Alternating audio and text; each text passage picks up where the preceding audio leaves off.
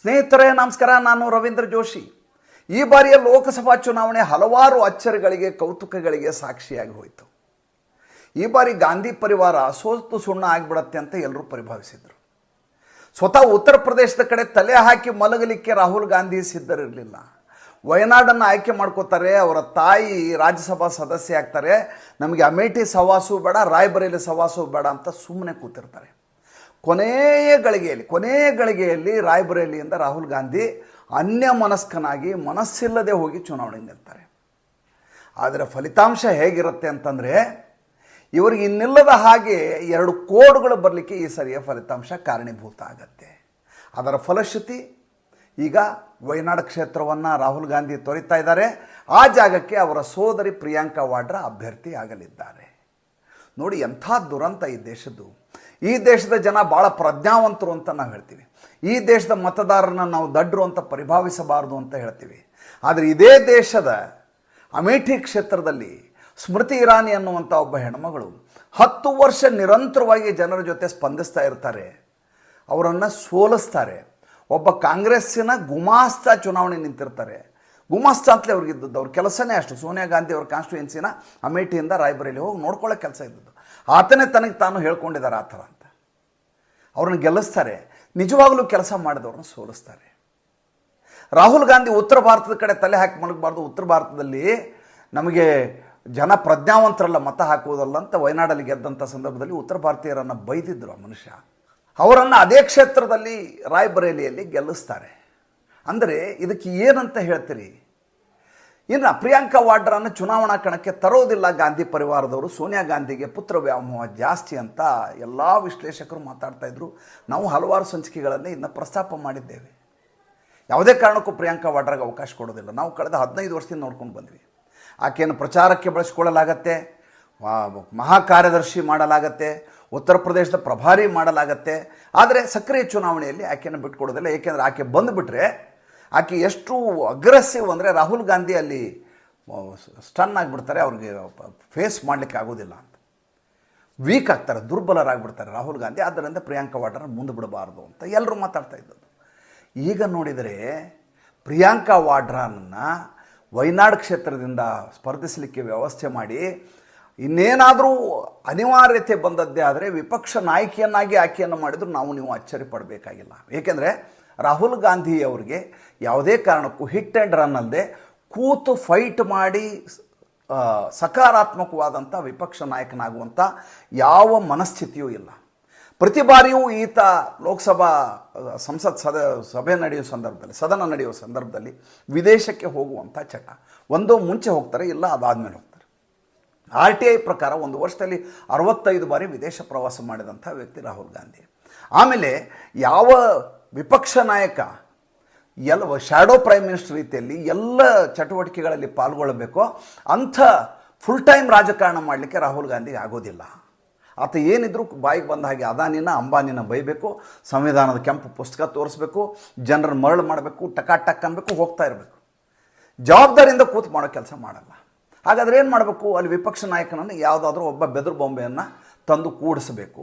ಇಲ್ಲ ಅಧಿಕಾರ ಹಿಡಿಲಿಕ್ಕೆ ಪ್ರಿಯಾಂಕಾ ವಾಡ್ರಾನನ್ನು ಅಲ್ಲಿ ಸ್ಥಾಪಿಸಬೇಕು.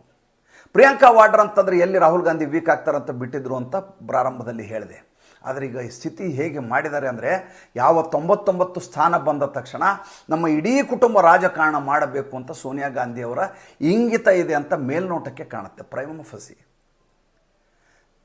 ಸಾಧ್ಯ ಆದರೆ ನಾಳೆ ರಾಜೀವ್ ವಾಡ್ರಾ ಕೂಡ ಚುನಾವಣಾ ಕಣಕ್ಕೆ ಬಂದರೆ ಅಚ್ಚರಿ ಪಡಬೇಕಾಗಿಲ್ಲ. ಆತನು 20 ವರ್ಷ ದಾಟಿದೆ. ಆತನ ಡೇಟ್ ಆಫ್ ಬರ್ತು 29/8/2000. ಈತ ಮೊದಲೇ ಬಾರಿ ವೋಟ್ ಹಾಕಿದ್ದನ್ನು ಪತ್ರಿಕೆಯಲ್ಲಿ ದೊಡ್ಡದಾಗಿ ಸುದ್ದಿ ಮಾಡಲಾಗಿತ್ತು ಕಳೆದ ಬಾರಿ. 24 ವರ್ಷ ಈತನಿಗೆ. ಹೆಸರನ್ನು ಹೇಗೆ ಬದಲಿ ಮಾಡ್ಕೊಂಡಿದ್ದ ನೋಡಿ. ರೆಹಾನ್ ರಾಬರ್ಟ್ ವಾಡ್ರಾ ಅಲ್ಲ, ರೆಹಾನ್ ರಾಜೀವ್ ವಾಡ್ರಾ. ರಾಜೀವ್ ಗಾಂಧಿ ಹೆಸರು ಬರಬೇಕಲ್ಲಿ. ಹೀಗೆ ಫಿರೋಜ್ ಗಾಂಧಿ ಇದ್ದದ್ದನ್ನು ಗಾಂಧಿ ಅಂತ ಬದಲಿ ಮಾಡಿಕೊಂಡ್ರು ಇಂದಿರಾ ಗಾಂಧಿ. ಆ ತಾಯಿ ಹೆಸರನ್ನು ಇವರು ಮುಂದುವರ್ಸ್ಕೊಂಡು ಹೋದರು. ಅದೇ ರೀತಿ ಈಗ ಪ್ರಿಯಾಂಕಾ ವಾಡ್ರಾನ ಮುಂದೆ ತರೆದು ಅದಾದ್ಮೇಲೆ ಸಾಧ್ಯ ಇದೆ. ರೆಹಾನ್ ಆದಮೇಲೆ ಮಿರಾಯಾ ವಾಡ್ರಾ ಅಂತ ಮಗಳು, ಅವಳು 2002ರಲ್ಲಿ ಹುಟ್ಟಿದ್ದು, 24/6/2002 ಅಂದರೆ ಆಕೆಗೂ 22 ವರ್ಷ. ಈಗ ಆಕೆ ಹೆಸರು 1,500 ಕೋಟಿ ಆಸ್ತಿ ಇದೆ ಅಂತ ಅಫಿಡವಿಟ್ ಹಾಕಿದ್ದಾರೆ ಅವರು. ನೋಡಿ ಹೇಗಿದೆ. ಒಂದು, ಇವರು ಕುಟುಂಬ ರಾಜಕಾರಣದಲ್ಲಿ ತರಬಾರ್ದು ಅಂತ ಅಂದ್ಕೊಂಡಿದ್ರು. ಎರಡನೇ ಕಾರಣ ಏನು ಹೇಳಲಾಗ್ತಾ ಇತ್ತು ಅಂತಂದರೆ, ಈಕೆಗೆ ಸಿಕ್ಕಾಪಟ್ಟೆ ಆಸ್ತಿ ಇದೆ.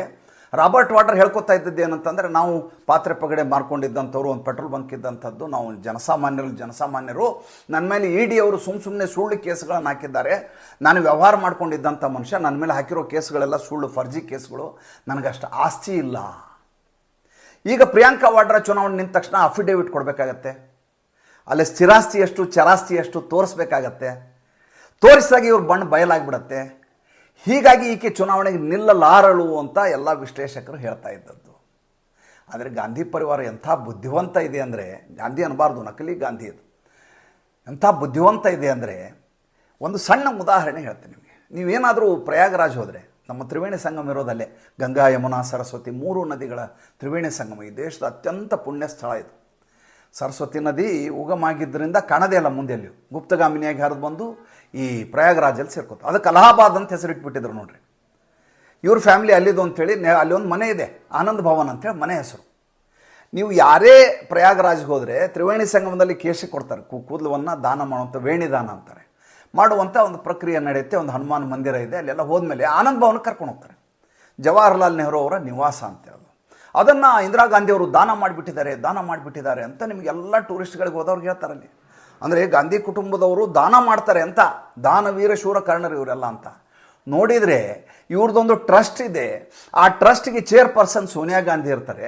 ಆ ಟ್ರಸ್ಟ್ ಹೆಸರಲ್ಲಿ ಆ ಮನೆ ಇದೆ. ಆ ಮನೆ ಒಳಗಡೆ, ಆನಂದ್ ಭವನ್ ಒಳಗಡೆ ಜವಾಹರ್ಲಾಲ್ ನೆಹರು ಯಾವ ಕಪ್ಪಲ್ಲಿ ಟೀ ಕುಡಿತಿದ್ರು, ಯಾವ ವಾಕಿಂಗ್ ಸ್ಟಿಕ್ ಹಿಡ್ತಿದ್ರು, ಯಾವ ಬುಕ್ ಓದ್ತಿದ್ರು, ಅವ್ರ ಹಾಸಿಗೆ ಹೆಂಗಿತ್ತು, ಅವ್ರ ಬೆಡ್ ಏನಿತ್ತು, ಅದರದ್ದು ಸಂಗ್ರಹಾಲಯ. ಇವ್ರದ್ದು ಯಾವುದೂ ಅಲ್ಲ, ದಾನ ಮಾಡಿಬಿಟ್ಟಿದ್ದಾರೆ. ಯಾರಿಗೆ? ಸೋನಿಯಾ ಗಾಂಧಿಗೆ ಟ್ರಸ್ಟಿಗೆ ದಾನ ಮಾಡಿದ್ದಾರೆ. ಈಗ ಪ್ರಿಯಾಂಕಾ ವಾಡ್ರಾ ಚುನಾವಣಾ ಕಣಕ್ಕೆ ಇಳಿಯುವಾಗ ಆಸ್ತಿ ಘೋಷಣೆ ಮಾಡಬೇಕಾಗತ್ತೆ, ಆದ್ದರಿಂದ ಇಳಿಯಲ್ಲ ಅಂತ ನಾವು ಹೇಳ್ತಿದ್ವಲ್ಲ, ಅದು ಯಾವುದನ್ನೂ ಮಾಡಲಾರದೆ ಅಷ್ಟು ಅಚ್ಚುಕಟ್ಟಾಗಿ ಇವರಿಗೆ ನಿಭಾಯಿಸುವ ಶಕ್ತಿಯನ್ನು ಕೊಟ್ಟಿದ್ದಾರೆ. ಹೇಗೆ? ರಾಜೀವ್ ಗಾಂಧಿ ಫೌಂಡೇಶನ್ ಇದೆ, ಜವಾಹರ್ಲಾಲ್ ನೆಹರು ಫೌಂಡೇಶನ್ ಇದೆ, ಆಮೇಲೆ ಯಂಗ್ ಇಂಡಿಯನ್ ಅಂತಿದೆ, ನ್ಯಾಷನಲ್ ಹೆರಾಲ್ಡ್ ಕೇಸ್ ಇಲ್ಲ ಅದು, ಈ ರೀತಿ 100 ಟ್ರಸ್ಟ್ಗಳಿದ್ದಾವೆ. ಆಸ್ತಿ ಯಾವುದು ಇವ್ರದ್ದು ಇರಲ್ಲ. ಆಸ್ತಿ ಆ ಟ್ರಸ್ಟ್ ಹೆಸರು ಬರೆದ್ಬಿಡ್ತಾರೆ. ಆ ಟ್ರಸ್ಟ್ ಚೇರ್ಪರ್ಸನ್ ಯಾರಿರ್ತಾರೆ? ಬೇರೆ ಯಾರೋ ರಾಮ ಶ್ಯಾಮ ಭೀಮಾ ಇರೋದಿಲ್ಲ, ಇವರೇ ಇರ್ತಾರೆ. ಸೋನಿಯಾ ಗಾಂಧಿ ಇರ್ತಾರೆ, ಇಲ್ಲೇ ಪ್ರಿಯಾಂಕಾ ವಾಡ್ರಾ ಇರ್ತಾರೆ, ರೆಹಾನ್ ರಾಜೀವ್ ವಾಡ್ರಾ ಇರ್ತಾರೆ, ಇಲ್ಲೇ ರಾಬರ್ಟ್ ವಾಡ್ರಾ ಇರ್ತಾರೆ. ಇವರ ಕುಟುಂಬದವ್ರು ಯಾರೋ ಒಬ್ರು ಇರ್ತಾರೆ. ಆದರೆ ಇವ್ರದ್ದು ಯಾವುದು ಇವರ ಆಸ್ತಿ ಅಲ್ಲ ಅದು. ಇವ್ರು ಕೇಳಿದ್ರೆ ಏನಿಲ್ಲ ರೀ, ನಮ್ಮ ಹತ್ರ ಏನು ದುಡ್ಡಿಲ್ಲ, ಕಾಸಿಲ್ಲ, ಇಷ್ಟು ವರ್ಷ ರಾಜಕಾರಣ ನೋಡ್ರಿ, 1947ರಿಂದ ಪಾಪ ಈ ದೇಶಕ್ಕೆ ಸೇವೆ ಮಾಡಿದ್ದಾರೆ, ಇವ್ರಿಗೆ ಆಸ್ತಿನೇ ಇಲ್ಲ ನೋಡಿ, ಪಾಪ ಏನೂ ಇಟ್ಕೊಂಡಿಲ್ಲ ಅಂತ ನಾವು ಅಫಿಡೇವಿಟನ್ನು ನೋಡಿ ಹೇಳಬೇಕು. ಈ ಗುಲಾಮರು ಅದನ್ನ ಟ್ವೀಟ್ ಮಾಡ್ತಾರೆ. ಸುಪ್ರಿಯಾ ಶ್ರೀನಾಥ್ ಥರದವ್ರು ಟ್ವೀಟ್ ಮಾಡ್ತಾರೆ, ಆನಂದ ಬಾಷ್ಪ ಬಂತು ಆಕೆ ಚುನಾವಣೆ ಕಣಕ್ಕೆ ಇಳಿದದ್ದು, ಆಕೆಗೆ ಆಸ್ತಿನೇ ಇಲ್ಲ. ಅಲ್ಲರಿ, ಮಗಳಿಗೆ 20 ವರ್ಷ 22 ವರ್ಷ 1,500 ಕೋಟಿ ಆಸ್ತಿ ಹೇಗೆ ಮಾಡಿದ್ರಿ ಅವರು? ಏನು ಇವ್ರ ವ್ಯವಹಾರ ಏನಿದೆ, ಬಿಸ್ನೆಸ್ ಏನಿದೆ, ಯಾವ ರೀತಿ ದುಡ್ಡನ್ನು ಮಾಡಿದರು? 3ನೇ ಬಾರಿ ನಾನು ಪ್ರಧಾನಮಂತ್ರಿ ಆದ ಮೇಲೆ ಒಬ್ಬೊಬ್ಬರನ್ನು ಯಾರು ಭ್ರಷ್ಟಾಚಾರ ಮಾಡಿದಾರೋ ಒಬ್ಬೊಬ್ಬರನ್ನು ಬಿಡಲ್ಲ ಅಂತ ಹೇಳಿದರು. ಅದನ್ನು ಸರಿಯಾಗಿ ಸಾಕಾರಕ್ಕೆ ತಂದುಬಿಟ್ರೆ ಇವರೆಲ್ಲರ ಬಣ್ಣ ಬಯಲಾಗತ್ತೆ. ಆದರೆ ಹಾಗೆ ತರಲಾರದ ಹಾಗೆ ಅವರ ವಿಶ್ವಾಸಾರ್ಹತೆಯನ್ನೇ ಕುಂದಿಸುವಂಥ ಕೆಲಸವನ್ನು ನಿರಂತರವಾಗಿ ಅವ್ರು ಗೆದ್ದ ಮೇಲೂ ಮಾಡುವಂಥ ಪ್ರಯತ್ನ ನಡೀತಾ ಇದೆ. ನರೇಂದ್ರ ಮೋದಿ ಗೆದ್ದದ್ದೇ ಸುಳ್ಳು, ಆತ ಸೋತಿದ್ದಾರೆ ಅನ್ನುವ ಸ್ಥಿತಿಯಲ್ಲಿ ಆತನ ನೈತಿಕವಾಗಿ ಕುಸಿದು ಬಿಡೋ ಹಾಗೆ ಮಾಡೋದು. EVM ಮಷಿನ್ ಸರಿಯಿಲ್ಲ ಅನ್ನೋದು, ಅದರ ಪಾರದರ್ಶಕತೆಯನ್ನು ತೋರಿಸು ಅನ್ನೋದು, ಬ್ಲ್ಯಾಕ್ ಬಾಕ್ಸು ಅನ್ನೋದು, ನಿಮಗೆ ಮೆಜಾರಿಟಿನೇ ಇಲ್ಲ ಅನ್ನೋದು. ಇವರು ಇಡೀ ಖಾನ್ದಾನದಲ್ಲಿ ಯಾರಿಗೂ, ನರಸಿಂಹರಾವಿಂದ ಹಿಡಿದು ಮನಮೋಹನ್ ಸಿಂಗ್ ಹಿಡಿದು ಯಾರಿಗೂ ಬಹುಮತ ಬಂದೇ ಇರಲಿಲ್ಲ. ಅದ್ರ ಬಗ್ಗೆ ಮಾತಾಡೋದಿಲ್ಲ. ನರೇಂದ್ರ ಮೋದಿ ಬಂದರೆ ಏಕ್ ತಿಹಾಯಿ ಪ್ರಧಾನಮಂತ್ರಿ ಅಂತ ಬರೀತಾನೆ. ಜಯರಾಮ್ ರಮೇಶ್ ಏನು ಹೇಳ್ತೀರಿ? 1/3 ಪ್ರೈಮ್ ಮಿನಿಸ್ಟರ್ ಅಂತೆ. ಅಂದರೆ ಈ ದೇಶಕ್ಕೆ ಅವ್ರು ಪ್ರೈಮ್ ಮಿನಿಸ್ಟರ್ ಅಲ್ವಾ? ಹಂಗಾರೆ ಈ ರೀತಿಯಾದಂಥ ಟ್ವೀಟ್ ಮಾಡೋದು, ಈ ರೀತಿಯಾದಂಥ ಆಲೋಚನೆಯಲ್ಲಿದ್ದಾರೆ. ಹೀಗಾಗಿ ಪ್ರಿಯಾಂಕಾ ವಾಡ್ರಾ ಚುನಾವಣೆಗೆ ನಿಲ್ಲೋದು ಈ ಬಾರಿಯ 2024 ಲೋಕಸಭೆಯ ಅತಿ ದೊಡ್ಡದಾದಂಥ ಅಚ್ಚರಿ ಅಂತ ಪರಿಭಾವಿಸಲೇಬೇಕು.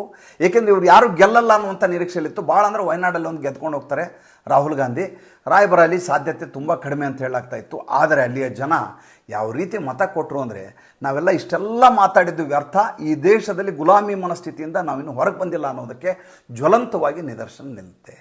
ಮತ್ತೆ ಮುಂದಿನ ಸಂಚಿಕೆಯಲ್ಲಿ ಮಾತಾಡ್ತೇನೆ. ಸಂಚಿಕೆ ಇಷ್ಟ ಆಗಿದರೆ ಲೈಕ್ ಮಾಡಿ, ಫಾಲೋ ಮಾಡಿ, ಶೇರ್ ಮಾಡಿ. ನಮ್ಮ ಮುಕ್ತ ಪತ್ರಿಕೋದ್ಯಮಕ್ಕೆ ದಯವಿಟ್ಟು ಆರ್ಥಿಕವಾಗಿ ಬೆಂಗಾವಲಾಗಿ. ನಮಸ್ಕಾರ.